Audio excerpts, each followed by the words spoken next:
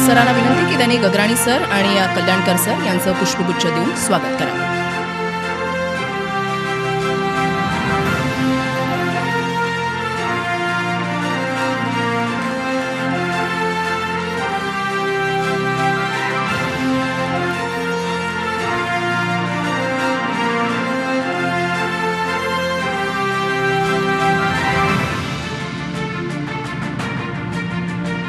खोस सरांना विनंती आहे की त्यांनी व्यासपीठाच्या समोर स्थानपन्न व्हावं आणि गगराणी सर आणि कल्याणकर सर तुम्हाला दोघांना सुद्धा विनंती आहे की तुम्ही स्थानपन्न व्हावं.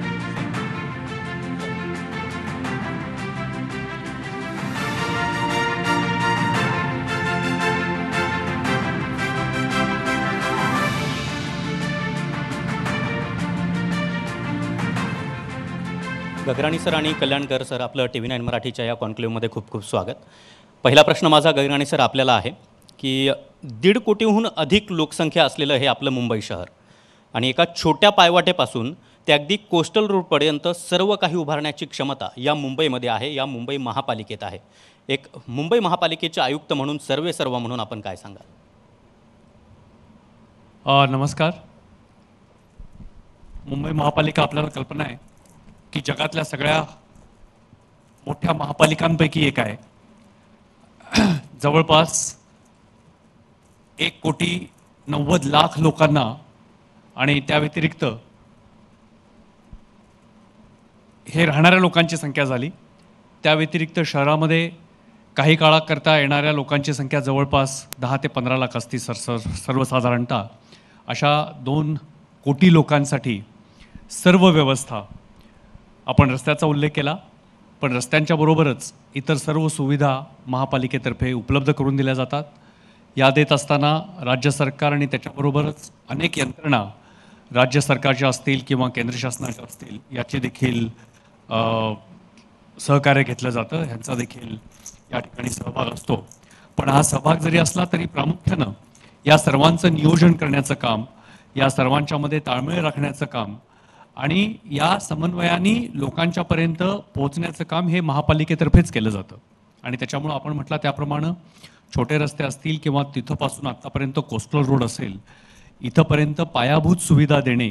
आणि जसं की कुठलंही शहर हे फक्त पायाभूत सुविधांवरती अवलंबून असत नाही, तर ती एक पूर्णपणे जीवन प्रणाली असते. त्या जीवन प्रणालीमध्ये ज्या ज्या गोष्टी आवश्यक आहेत त्या देखील पुरवण्याचं काम महापालिकेतर्फे करण्यात येतं. गगराणी सर, जसं आता तुम्ही सांगितलं की लोकसंख्येचा तुम्ही उल्लेख या ठिकाणी केला, जी लोकसंख्या मुंबईवर आहे, मात्र मुंबईमध्ये आणखीन एक ताण म्हणजे तो म्हणजे बाहेरून येणारी लोकं आणि त्याच्यातूनच झोपडपट्ट्या ज्या आहेत त्या वाढत चाललेल्या आहेत. म्हणजे झोपडपट्टी मुक्त मुंबई करण्याचं जे एक उद्दिष्ट SRAनं ठेवलेलं आहे त्या दृष्टीनं सर कामसुद्धा केलं जातं आहे कल्याणकर सर.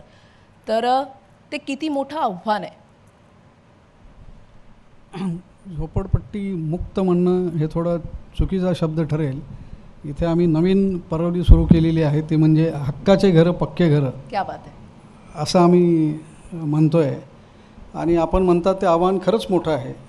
जर आपण स्लम रिहॅबिलिटेशन अथॉरिटी याचं अस्तित्व जर पाहिलं तर 25 वर्षापेक्षा जास्त कालावधी याच्यात गेलेला आहे. आणि या संपूर्ण कालावधीमध्ये जवळजवळ 2.5 लाखांचे घरं आपण बांधून देऊ शकलो आहे. एकीकडे जर आपण झोपडपट्टीवासीय त्यांचं पॉप्युलेशन जर पाहिलं तर बृहन्मुंबईच्या जवळजवळ 48% लोकसंख्या ही झोपडपट्टीत राहणारी आहे. आणि यांच्या संपूर्ण वास्तव्य जर पाहिलं तर बऱ्याच कालावधीपासून आहे त्याच्यामध्ये. त्यामुळे अडचणी पण देखील भरपूर आहेत.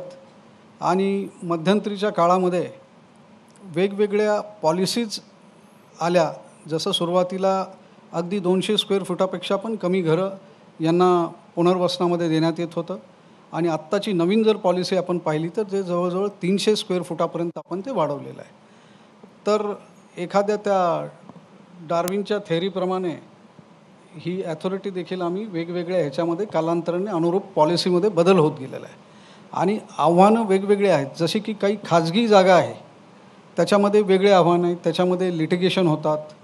काही सरकारी जी जागा आहे, काही मुंबई महानगरपालिकेची जागा आहे, काही म्हाडाची जागा आहे, त्याच्यामध्ये थोड्या कमी हे आहेत. आणि तेवढ्या आपल्या झोपडपट्टीवांसाठी आपण घरं दिलेलं आहेत. आणि याच्यामध्ये आता वेगवेगळ्या आव्हानाच्या अंतर्गत आपण वेगवेगळ्या भूमिका मांडून पॉलिसी नवीन ठरवून आपण जेवीची एक नवीन संकल्पना आणलेली आहे. वेगवेगळ्या एजन्सीसोबत आपण जेवी करतो आहे आणि त्याच्यामधूनच याची मला वाटतं हे आव्हान किती मोठे असले तरी येत्या काही काळात आपण यांना झोपडीमुक्त न म्हणता आपण हक्काची पक्की घरं नक्कीच देऊ. गगराणी सर, माझा पुढचा प्रश्न तुम्हाला आहे की ज्याप्रमाणे आव्हानांची मुंबई असं आपण म्हणतो, त्यावेळी सर्वात मोठं आव्हान हे म्हणजे मुंबईची वाहतूक कोंडी आणि मुंबईत असणारं वायू प्रदूषण. तर या सगळ्या गोष्टींबाबत किंबहुना मुंबईतील रस्त्यांवरील खड्डे हा देखील एक प्रकर्षानं जाणवणारा मुद्दा आहे. यावर मुंबई महापालिका किती तीव्रतेनं आणि किती प्रकर्षानं काम करते? आपल्याला कल्पना आहे की मुंबई शहरामध्ये पूर्व द्रुतगती मार्ग आणि पश्चिम द्रुतगती मार्ग हे रस्ते जरी वगळले तरी देखील शहरामध्ये अंतर्गत हे जवळपास 3000 किलोमीटरचे छोटे वगैरे रस्ते सगळे पकडून 3000 किलोमीटरचे रस्ते आहेत. या सर्वांची देखभाल दुरुस्ती म्हणजे रस्ते म्हटल्यानंतर फक्त त्याचा सरफेस नाही तर पाण्याचा निचरा होण्यासाठी त्याचं ड्रेनेज असेल किंवा अन्य व्यवस्था असेल, या सर्वांची व्यवस्था मुंबई महापालिकेला करावी लागते. आपल्याकडं मुंबईची भौगोलिक रचना, पडणारा पाऊस आणि आत्तापर्यंत उपलब्ध झालेली ही ड्रेनेजची व्यवस्था, सांडपाणी निचऱ्याची व्यवस्था, या सगळ्यांचा विचार केला तर या रस्त्यांचा दर्जा टिकवणं हे एक आव्हानात्मक काम असतं. कारण जवळपास आपल्याला कल्पना आहे 3000 मिलीमीटरचा पाऊस दरवर्षी आपल्याकडे पडत असतो. वाहतूक कोंडीमधून सोडण्यासाठी उड्डाणपूल करण्यात आले. जवळपास 350 किलोमीटरच्या मेट्रोचं काम सध्या मुंबईमध्ये चालू आहे. त्यातली काही कामं पूर्ण देखील झालेली आहेत. माननीय पंतप्रधानांच्या हस्ते अत्यंत महत्त्वाकांक्षी प्रकल्पाचं परवाच उद्घाटन झालेलं आहे. मुंबई महापालिकेने कोस्टल रोड तयार केलेला आहे. त्याच्यामुळं दक्षिण मुंबईमधल्या वाहतूक कोंडीवरती चांगला उपाय झालेला आहे. दक्षिण मुंबईमधली बरीचशी वाहतूक कोंडी आता दूर झालेली आहे आणि हा जो कोस्टल रोड आहे, हा कोस्टल रोड ह्याच्यानंतर बांद्र्यापासून वर्सोवा, वर्सोव्यापासून दहिसर आणि दहिसरपासून भाईंदर असा देखील ह्याची देखील कामं आता सुरू झालेली आहेत. म्हणजे पश्चिम मुंबई ही, मला वाटतं दक्षिण आणि पश्चिम मुंबई ही वाहतूक कोंडीपासून पूर्णपणे मुक्त होईल. खड्ड्यांवरती उपाय जर म्हटलं आपण तर आपल्याला कल्पना आहे की अजून 100% असा हमखास उपाय आपण शोधू शकलेलो नाही. पण काँक्रिटीकरणामुळं खड्ड्यांचा प्रश्न बराचसा मार्गी लागू शकतो, त्याच्यावरती उपाय निघू शकतो, हे आता सिद्ध झालेलं आहे. आणि आत्तापर्यंत महापालिकेने जे 300 किलोमीटरचे रस्ते काँक्रिटीकरण केलेलं आहे त्याच्यामध्ये गेल्या काही पावसाळ्यांमध्ये आणि विशेषतः ह्या पावसाळ्यामध्ये देखील कुठेही खड्ड्यांच्या तक्रारी आल्या नाहीत. काँक्रिटीकरण करावं की न करावं हा एक वेगळा विषय आहे, पण खड्ड्यांपासून मात्र आपल्याला काँक्रिटीकरणामुळे मुक्तता मिळू शकेल. आणि म्हणून पुढच्या 2 वर्षामध्ये जवळपास 750 किलोमीटरचे रस्ते काँक्रिटीकरण करण्याचा महापालिकेचा मानस आहे आणि त्या पद्धतीनं नियोजन करून त्या कामाला देखील सुरुवात झालेली आहे. गगराणी सर, म्हणजे तुम्ही आता सांगितलं की पश्चिम मुंबई आणि दक्षिण मुंबई वाहतूक कोंडीवर तुम्ही तोडगा काढण्याचा या ठिकाणी प्रयत्न करताय. मात्र मुंबईमध्ये असूनही बरेचसे असे ब्रिटिशकालीन पूल आहेत, म्हणजे ब्रिजेस आहेत. एक ब्रिज जर बंद करायचा झाला तर इतकी वाहतूक कोंडी होते की मग ते असं वाटतं की कधी हा ब्रिज सुरू होतोय. मात्र तोही ब्रिज जो आहे तो मोडकळीस आलेल्या अवस्थेमध्ये असतो. तर मग अशा ठिकाणी, अशा मार्गांवरून जात असताना या वाहतुकीवर तोडगा काढण्याचा काही प्रयत्न केला जातोय, त्या दृष्टीनं काही पावलं उचलली जात आहेत? आपण म्हणता ते खरं आहे. याच्यातले मुंबईमध्ये असणाऱ्या, विशेषतः दक्षिण मुंबईमधल्या आणि मध्य मुंबईमधल्या अनेक पुलांचं आयुष्य हे संपुष्टात आलेलं आहे. विशेषतः रेल्वेवरती जे बांधण्यात आलेले पूल आहेत, या पुलांचं आयुष्य हे जवळपास 100 वर्षापासनं पेक्षासुद्धा जास्त जुने आहेत आणि ते जीर्ण अवस्थेत आलेले आहेत. तर याची डागडुजी करण्याच्या पलीकडे असल्यामुळं त्याच्यावरती आता नवीन पूल करण्याशिवाय दुसरा अन्य कुठलाही उपाय नाही. आणि म्हणून ह्याची टप्प्याटप्प्यांनी सर्व पुलांची कामं महापालिकेनं हाती घेतलेली आहेत. आरोबी असतील किंवा बाकीचे पूल असतील, तर हे करत असताना वाहतूक जवळपास सर्वसाधारणतः कुठल्याही पुलाचं काम तोडून नव्याने बांधायचं काम 2 ते 3 वर्ष चालतं. कारण आपल्याकडं हा जो कामाचा कालावधी असतो हा साधारणतः प्रत्येक वर्षामध्ये 7 महिन्याचाच असतो. 5 महिने आपण काम करू शकत नाही पावसाळ्यामुळं आणि अन्य कारणामुळं. VIP मुवमेंट असतील, सणाच्या गोष्टी असतील, तर साधारणतः 7 महिन्याचा कालावधी मिळतो. तर कुठलंही पूल तोडून दुरुस्त करायचं जर असेल तर त्याला प्रत्यक्ष साधारणतः 2 ते 3 वर्ष आपली जातात. त्या पुलाच्या रचनेवरती ते अवलंबून आहे. आणि त्या काळामध्ये वाहतुकीचं अन्यत्र वळवून नियोजन करावं लागतं. त्याच्यामुळं पोलीस विभागाबरोबर सहकार्य करून आम्हाला त्या सगळ्या गोष्टी कराव्या लागतात. आणि कल्पना आहे आम्हाला की ज्या ठिकाणी हे प्रत्यक्ष काम चालतं तिथल्या लोकांना अडचणींचा सामना करावा लागतो. पण पुलाच्या दुरुस्ती न केल्यामुळं जी दुर्घटना होऊ शकते त्याच्यावरती उपाय म्हणून आपल्याला तो पूल तोडून बांधणं ह्याशिवाय अन्यतर दुसरा कुठलाही उपाय नाही. त्याच्यासाठी थोडं सहनशीलता मुंबईकर नेहमीच दाखवतात, पण त्या ठिकाणी तेवढी सहनशीलता दाखवण्याशिवाय दुसरा पर्याय नाही. पण हे काम आम्ही लवकरात लवकर आणि दर्जेदार पूर्ण करू की जेणेकरून किमान पुढची 50 ते 70 वर्ष त्या भागामध्ये वाहतुकीवरती कुठलाही अडथळा निर्माण होण्याची शक्यता राहणार नाही. गगराणी सर, एक हलका प्रश्न घेऊन मी परत कल्याणकर सरांकडे येतो. तुम्ही आत्ता पावसाळ्याचा उल्लेख केलात. आम्हाला दरवर्षी मुंबईची तुंबई हे आवर्जून ऐकायला मिळतं. आम्हीच ते दाखवतो, सांगतो. मात्र यावेळी भूषण गगराणी सर, आपण 24 तास आपत्ती व्यवस्थापन केंद्रामध्ये आम्हाला पाहायला मिळालात पावसाळ्यामध्ये. एक दिवस सोडला तर आम्ही मुंबईची तुंबई झाली असं म्हणू शकलो नाहीत. कदाचित आपण आपत्ती व्यवस्थापन केंद्रामध्ये 24 तास सतर्क होता, त्याचा परिणाम असावा का? धन्यवाद. यावेळेला नियोजन आम्ही जास्तीत जास्त चांगल्या पद्धतीने करायचा प्रयत्न केला होता. आपल्याला कल्पना आहे की मुख्यमंत्री स्वतः आमच्या कंट्रोल रूममध्ये येऊन बसतात बऱ्याच वेळेला. पण त्या व्यतिरिक्त सर्व राज्य शासनाच्या ज्या काही यंत्रणा असतील आणि केंद्र शासनामध्ये अर्थातच सगळ्यात प्रमुख यंत्रणा भूमिका आहे ती रेल्वेची. तर त्यांनी देखील अत्यंत चांगलं सहकार्य केलं. पूर्वनियोजन व्यवस्थित करण्यात आलेलं होतं. आणि यावेळेला जरी पावसाचं प्रमाण हे 110% पोचलं तरी देखील शेवटचा एक पाऊस जर सोडला, जो 25 सप्टेंबरला आला होता, तर तो जर कालावधी सोडला तर मला वाटतं सर्व यंत्रणांच्या चांगल्या समन्वयामुळं आणि दक्ष राहिल्यामुळं आपण मुंबईकरांना चांगली सेवा यावेळेला देऊ शकलो. आणि मध्ये अर्थातच पाण्यात तुंबई झाली काय वेळेला, नाही असं नाही, पण त्याच्यावरती पाणी साचणं याच्यापेक्षा त्याचा निचरा किती लवकर होतो. आणि त्याच्यामुळं वाहतूक व्यवस्था जी बंद पडती किंवा लोकांना विशेषतः रेल्वेला यंत्रणा ज्या बंद पडतात त्या किती ताबडतोब आपण चालू करू शकतो ह्याच्यावरती ते अवलंबून असतं. आणि ह्यावेळेला आम्ही ते करू शकलो. तर मला वाटतं की त्याच्यामुळं ते यशस्वीपणे आम्हाला करता आलं. नक्कीच. कल्याणकर सर, मी तुमच्याकडे येतो की झोपडपट्टीवासियांना हक्काच्या घरासोबतच एक उत्तम दर्जाचं आयुष्य देण्यासाठी महाराष्ट्र शासन आत्ता काय करतं आहे आणि क्लस्टर अर्थात समूह विकास याविषयी आपण कशा प्रकारे पुढाकार घेतात? आत्ताच मी सांगितल्याप्रमाणे महाराष्ट्र शासनाने एक फार मोठी स्कीम्स जेवीच्या माध्यमातून MMRDA सोबत घाटकोपर येथे रमाबाई आंबेडकर नगर याची संकल्पना पूर्तीस नेत जवळजवळ 16,000 घरं आम्ही आत्ता रिहॅबचे बांधत आहोत. दुसरं म्हणजे मुंबई महापालिका गगराणी सर त्यात पुढाकार घेत आहेत. जवळजवळ आम्ही 77 स्कीम्स आणि 50,000 घरं बांधायची पूर्ण योजना मुंबई महापालिकेला दिलेली आहे. नंतर म्हाडाला आम्ही 25,000 घरं बांधण्यासाठी त्यांना पण वेगळ्या 22 स्कीम्स दिलेल्या आहेत. नंतर महाप्रीत आहे, MSRDC आहे, सिडको आहे आणि MIDC आहे. असे वेगवेगळ्या एजन्सीजला आम्ही जवळजवळ 2,25,000 घरं बांधण्याची एक योजना करून, ज्या योजना आपल्याकडे मुंबईमध्ये बंद पडल्या आहेत ऐन केन कारणामुळे, त्या सगळ्या एकत्रित करून दिलेल्या आहेत. त्याच्यामध्ये आपण आवर्जून असं केलेलं आहे की जी जागा मुंबई महापालिकेची आहे त्या सर्व स्कीम्स आपण मुंबई महापालिकेला दिलेल्या आहेत. ज्या गृहनिर्माण मुंबईच्या म्हाडाच्या ज्या जागा आहेत त्या स्कीम्स आपण सगळ्या म्हाडाला दिलेल्या आहेत.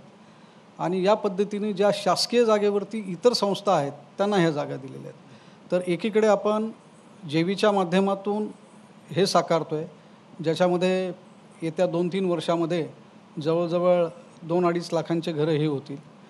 दुसरं आपण असं केलेलं आहे की बऱ्याचशा संस्था, वित्तीय संस्था होत्या ज्यांनी मोठ्या मोठ्या डेव्हलपर्सना वित्तीय मदत केली होती, मात्र ते वेगळ्या कारणामुळे त्या खोळंबलेल्या होत्या.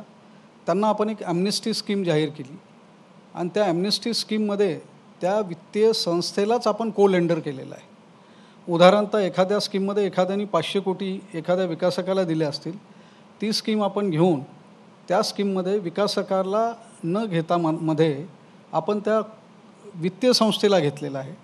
मग ती पिरामल असो, ILFS असो, ACRE असो, अशा वेगवेगळ्या संस्थाला त्यांना सांगितलेलं की आपण को लेंडर व्हा, याच्यामध्ये आपण एखादा विकासक सुचवा, आपण आणि विकासक बसवून आपली जी वित्तीय मदत केली होती ती आपण होणाऱ्या बिल्डअप एरियामधून घ्या, जे विक्री करायचा घटक आहे त्याच्यामधून घ्या, आणि या पद्धतीने आपण ॲम्नेस्टीच्या जवळजवळ सांगायला मला फार आनंद होतो की 700 कोटी रुपये जे भाडं थकलं होतं आणि जे 10, 12, 13 वर्षापासून जे झोपडपट्टीवासी होते की ज्यांना भाडंही मिळत नव्हतं आणि काही लोक त्या जागेहून दुसरीकडे राहायला गेले होते, त्यामुळे खिशातून त्यांना पदरमोड करून पैसे द्यावे लागत होते भाड्याचे.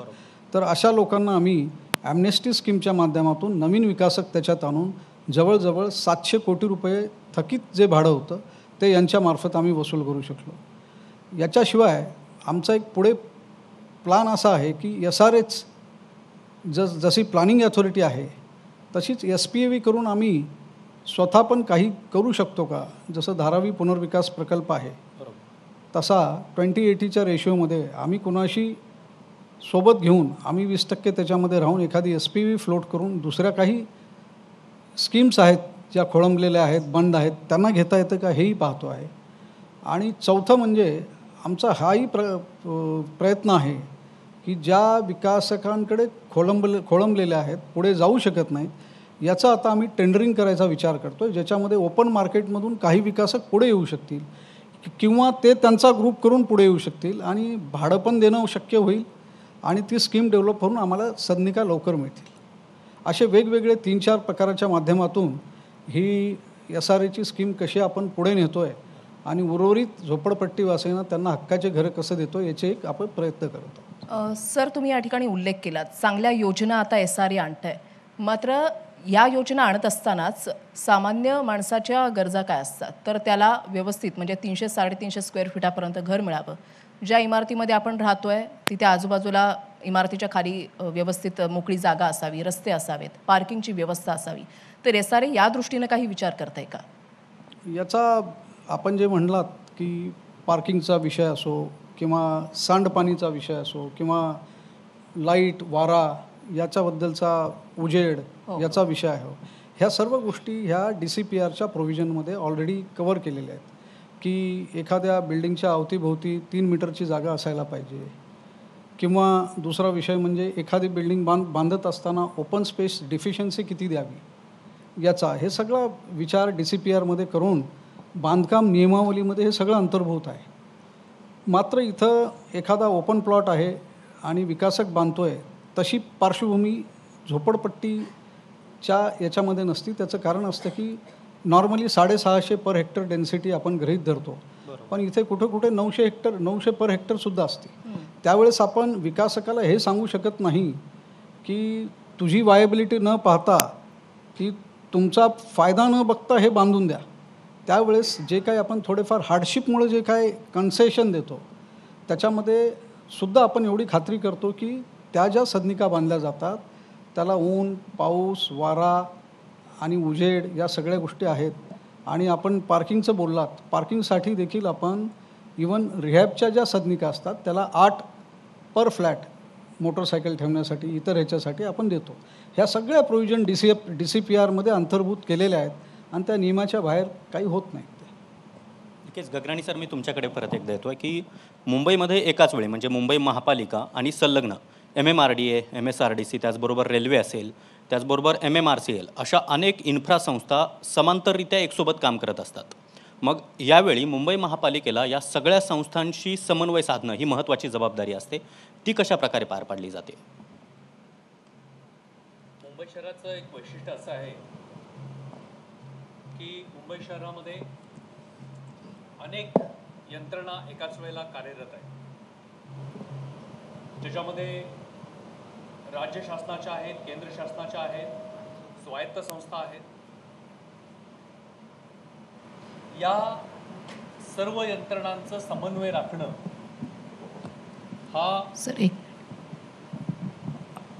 हा मुंबई महापालिकेसमोरचं एक मोठं आव्हान असतं.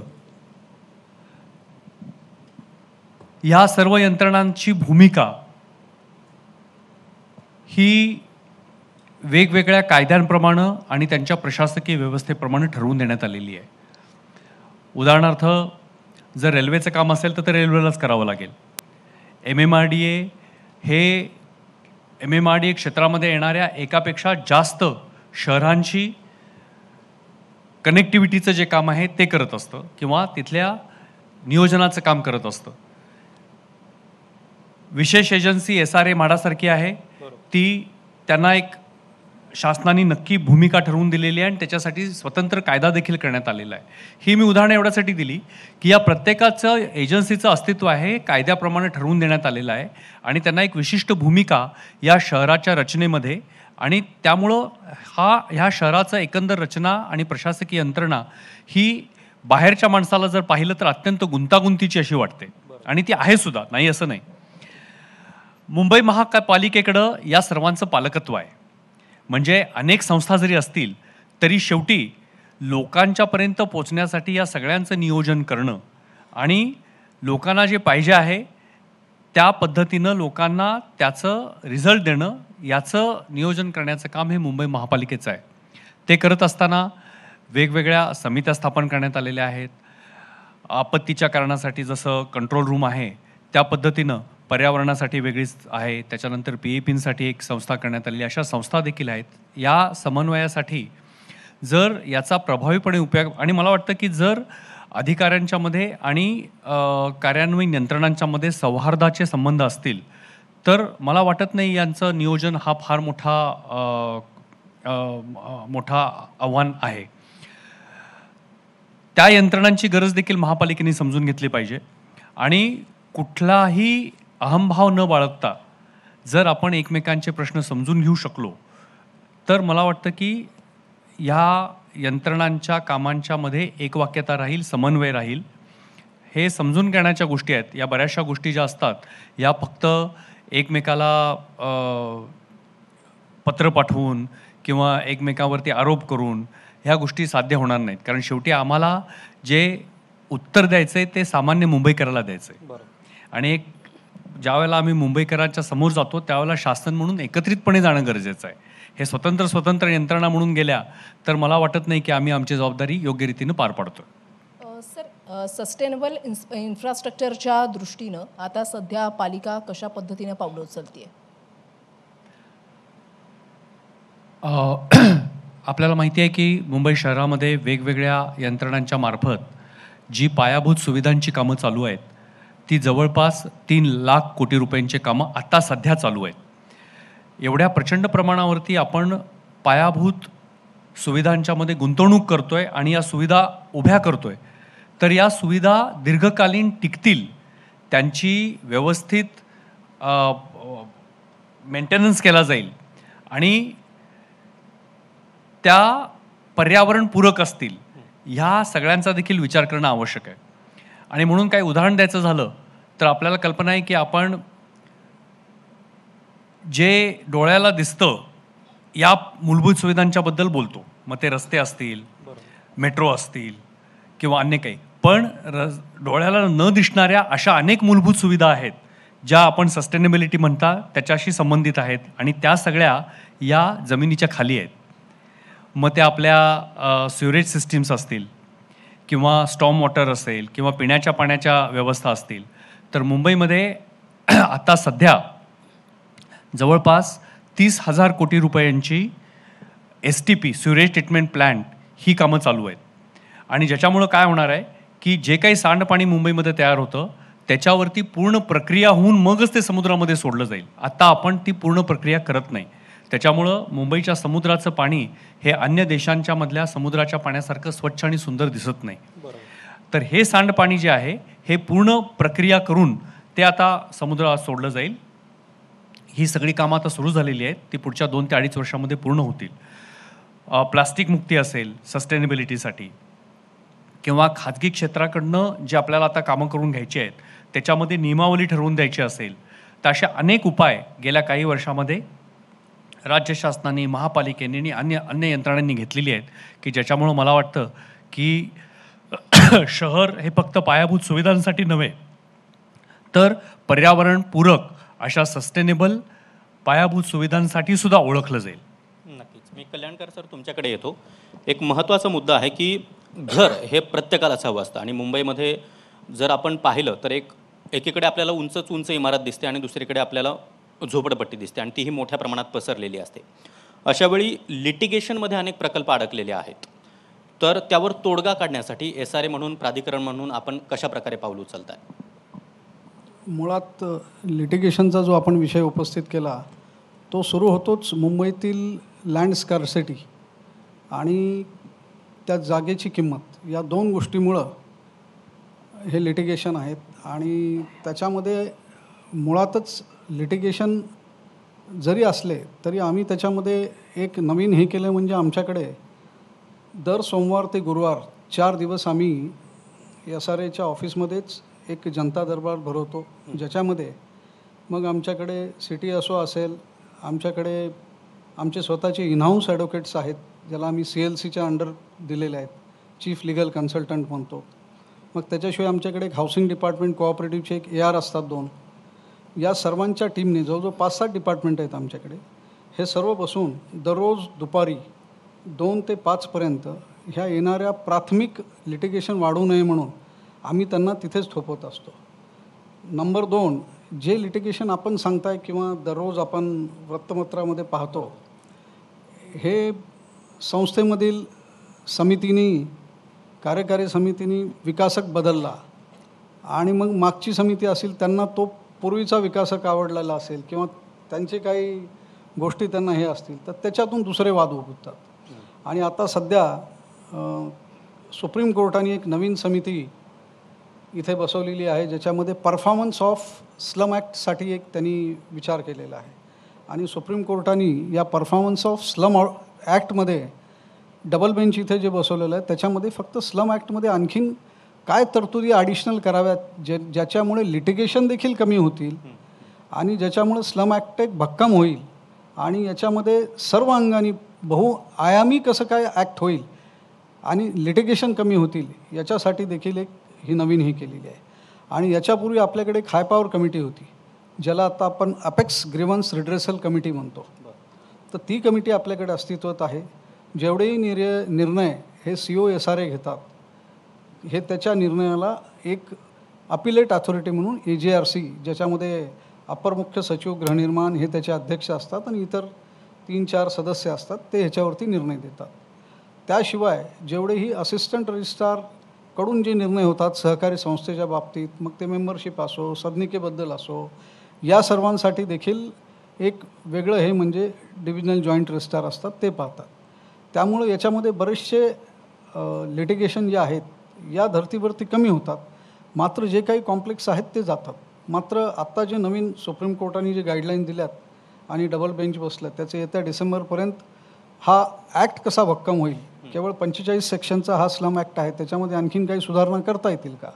जसं उदाहरणतः एक सेक्शन 38 खाली जे अपात्र सभासद असतात त्यांचं आपण इविक्शन करतो, त्यांची झोपडी तोडतो.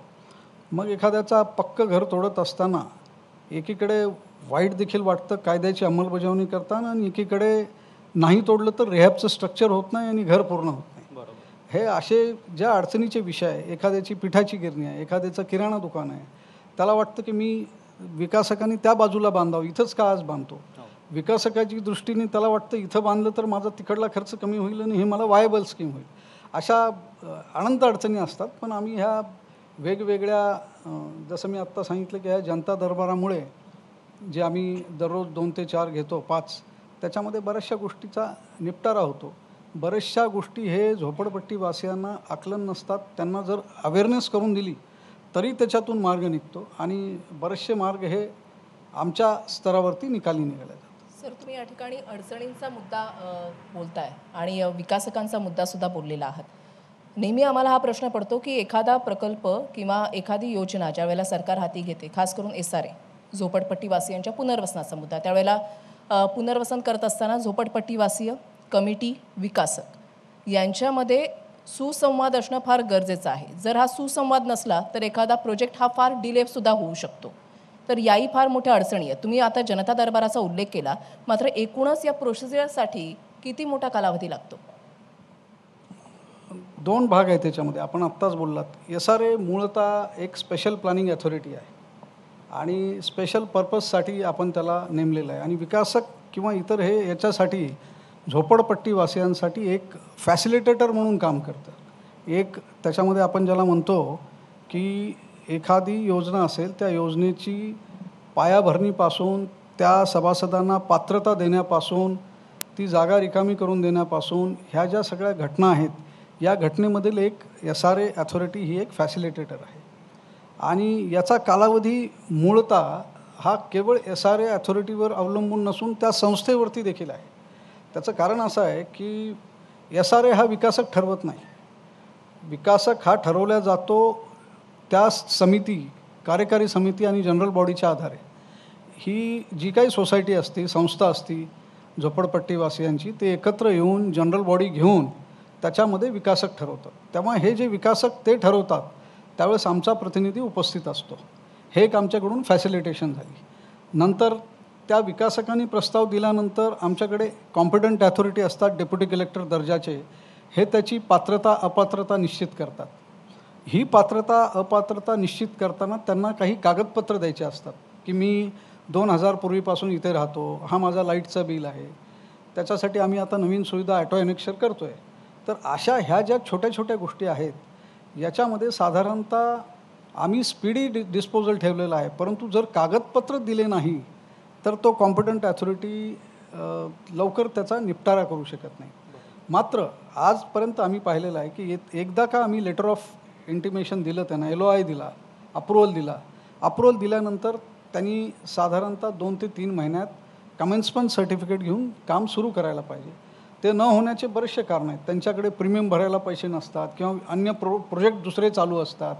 त्याच्या सगळ्यांचं नियोजन करून हे विकासक करण्यासाठी कुठे ते स्वतः उशीर करतात किंवा सुरुवातीला विकासक आणताना संस्था उशीर करते.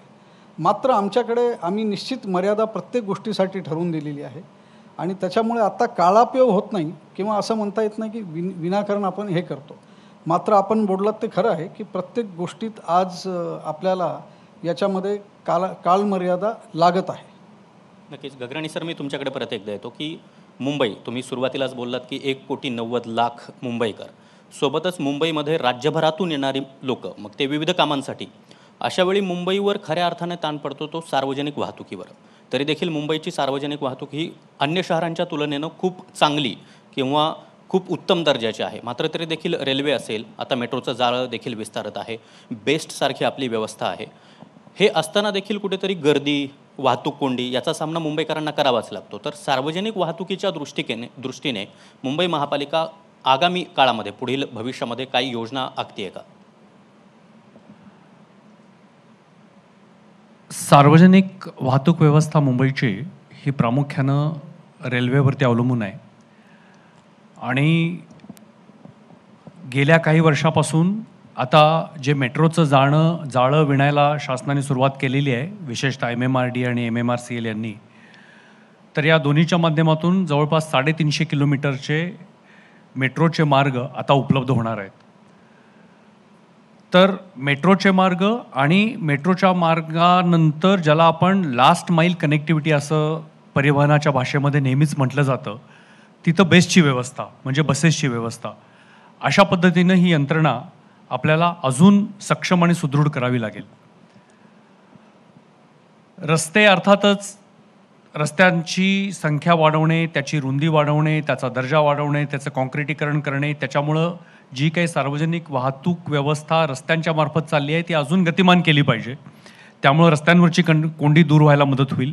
त्याच्यासाठी पोलिसांची देखील वेळोवेळी मदत घेतली जाते आणि मुंबईकर नागरिकांना देखील मला आवाहन करायचं आहे की रस्त्याचे नियम जर आपण पाळले, शिस्तबद्ध जर आपण आपले वाहतूक ठेवली, तर मला वाटतं सार्वजनिक वाहतूक व्यवस्थेसाठी देखील जे रस्ते वापरले जातात ते देखील सामान्य माणसाला त्याची फार मोठ्या प्रमाणावरती मदत होईल.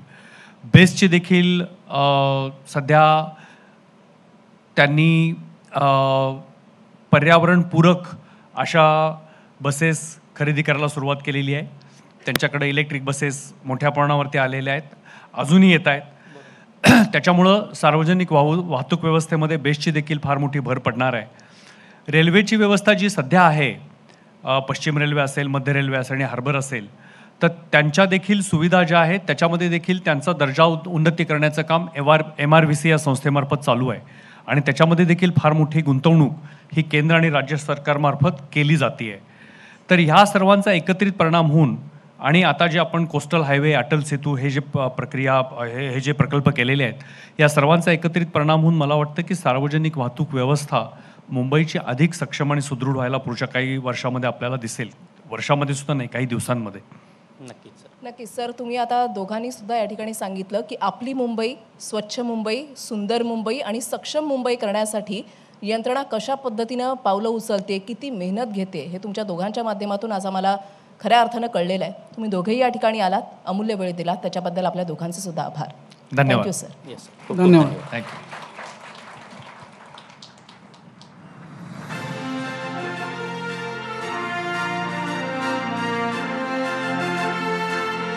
Presented by SRA, Some Rehabilitation Authority, Brihan, Mumbai.